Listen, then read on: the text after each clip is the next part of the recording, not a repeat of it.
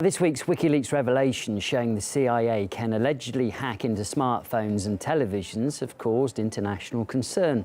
RT's Caleb Maupin has taken to the streets of New York to ask people there what privacy means to them. Have you ever danced in your living room like no one's watching? Well, it turns out that the CIA was watching via your smart TV. Even when you think it's turned off, they could still be spying on you. Talk about privacy, anyone?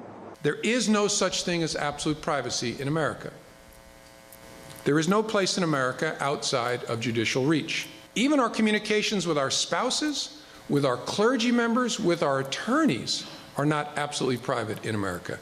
Now we've all heard the old argument, well, if you've got nothing to hide, then what are you afraid of? But at this point, even the President of the United States isn't protected. Juicy details like what time he puts on his bathrobe are being leaked to the press. If this doesn't make you feel, well, completely naked, what does? Do you feel like privacy is important? Yeah, everybody thinks privacy is important. Absolutely. Yeah, definitely.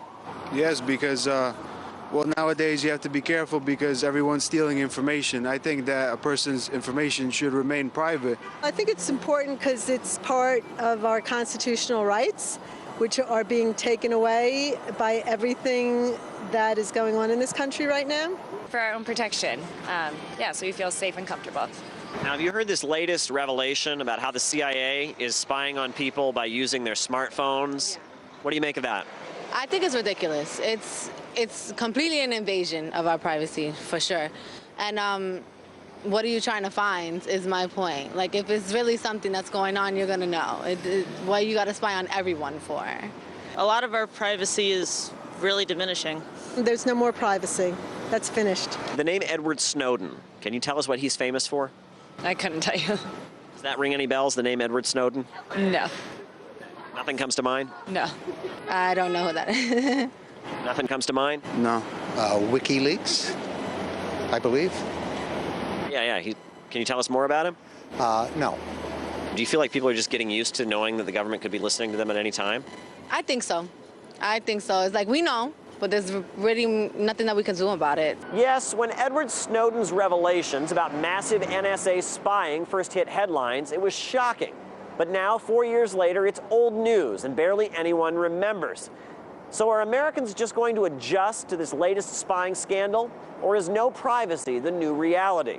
We're really being challenged in America for our personal liberties, and we should be very concerned about it. I think liberty and the protection of privacy has been knocked down a big notch with what's been going on in the last several years. Our CIA and FBI has been spying on us for a long time, and it looks like it can get worse. But they do not have even the technical legal right. They've been told by Congress they're not allowed to do this. We used to pride ourselves on the Fourth Amendment and our privacy, and privacy was the essence of liberty.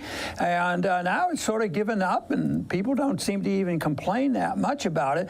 But I think this revelation that WikiLeaks has come up with is really very, very important, and how invasive it is on what the people have been doing and how they can turn it around and blame Russia for all the hacking. And here it's probably the CIA that's been doing it. I think this whole idea that we've lost our privacy and it could get a lot worse, that they can just click into our TVs or our automobiles or anything and listen to everything we say and do.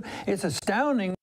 Well, as you heard there, amid the media firestorm surrounding the WikiLeaks revelations, Russia was once again blamed as a potential source of the disclosures. We spoke to security experts about the leaks. I think they probably have come from a CIA contractor or former contractor. I think that we should assume that whatever the CIA does, it's probably the best in the world or pretty darn close to the best. And I think that they would not make so stupid or silly a mistake as to accidentally leave clues like we've seen in WikiLeaks. My point being, if we're seeing Russian script, for example, in code, I would bet a paycheck that it was the CIA that put it there. I was the lone voice in the wilderness the last time I was on RT, just a couple of months ago. Saying that it cannot possibly be the Russians for a number of reasons.